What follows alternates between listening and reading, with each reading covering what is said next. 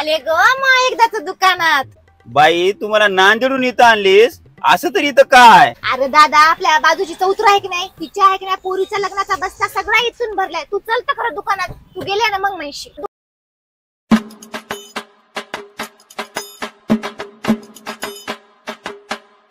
बोला आत्याबाई कशा दाखवू साड्या?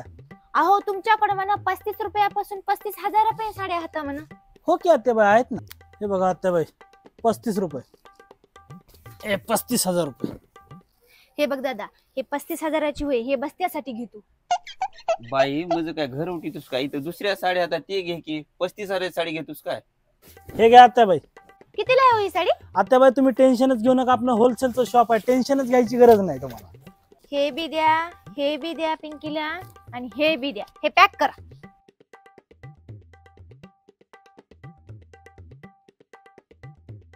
हे काय भरले ग मा एवढं लई?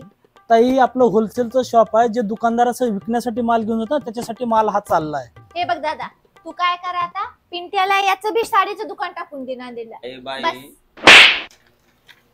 बाई एवढे बिल तुला देण्यापेक्षा तुला हिस्सा दिला परवडला असता मला। चल रे उगा आता चल।